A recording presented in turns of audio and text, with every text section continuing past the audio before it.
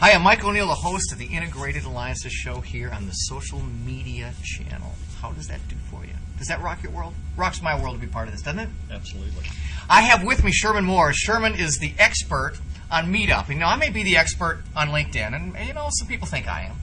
I'm not going to say no, but I'll tell you, I am not the expert on Meetup. I'm on it. I'm doing things with it, and people say that about LinkedIn like I say it about Meetup. What am I missing here? What can I do better? Well, it was really interesting when I first started talking to you, Mike, and you told me you'd been using Meetup originally to establish some get-togethers, you know? And one of the things I've learned in studying your experience with LinkedIn is you've been a slave to consistency. There's never been a point at which you let up. You defined the space by sheer total will and consistency, and that's what it takes for Meetup success as well. You have to establish things that never disappoint people, and frankly, it begins with being consistent with the calendar.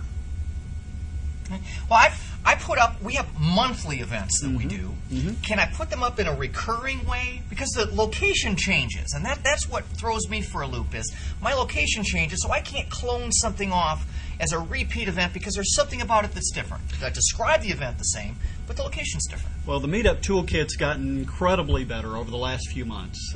New programming has allowed you to archive locations. So now you can plan your events well in advance, leave the location as to be determined, and then as soon as you know where you're rocking and rolling, you plug in that location, and it automatically populates and redistributes a message out to your group.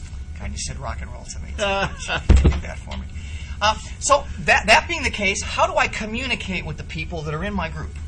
One of the fantastic ways to do so now is the newly integrated message board. So people love forums. They love to give their opinion. Those of you out in the audience are going to do so whether we like it or not. So we might as well provide a great venue for you to do so. And the message board is where that takes place. You can, much like you're used to in the LinkedIn world, pose questions, solutions.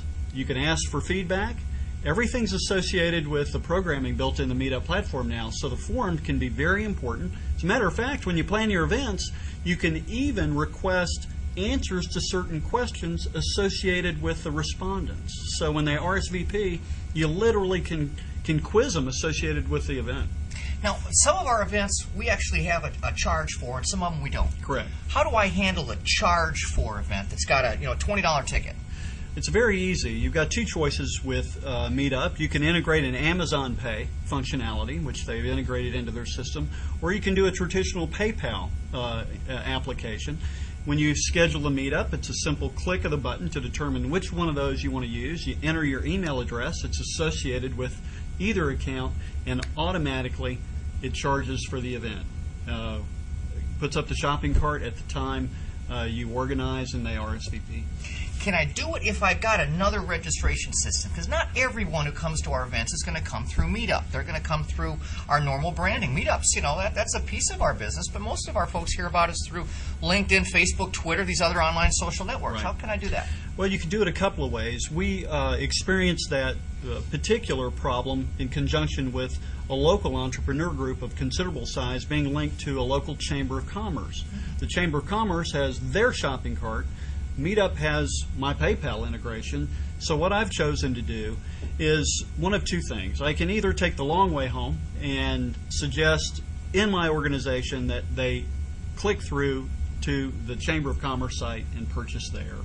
Or I can say to the Chamber of Commerce, I'll guarantee a certain number of spots, I'll collect the money, and I'll pay you in one fell swoop. So, is there any functionality with name tags? That's always one of the big bugaboos is I want to go to an event. Don't you want to see people's names on name tags and stuff? Especially not the hello, my name is. We do pre-printed name tags that have got a nice first name, last name, company name. That's pretty advanced stuff. It is pretty advanced stuff. Meetup does have an integration in its promoting tools that allows you to print name tags that say Meetup and deliver the name of the individual that's RSVP'd to the deal. So That's a pretty cool functionality.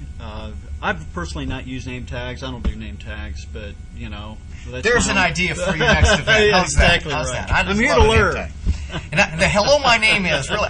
We did it as a funky thing one time. Hello, my name is just to be ridiculous, and it was ridiculous, frankly.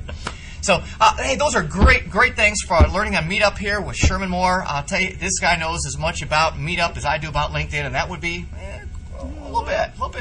So that's our show for today. This is Mike O'Neill. This is the Integrated Alliances Show on the Social Media Channel. Thank you very much.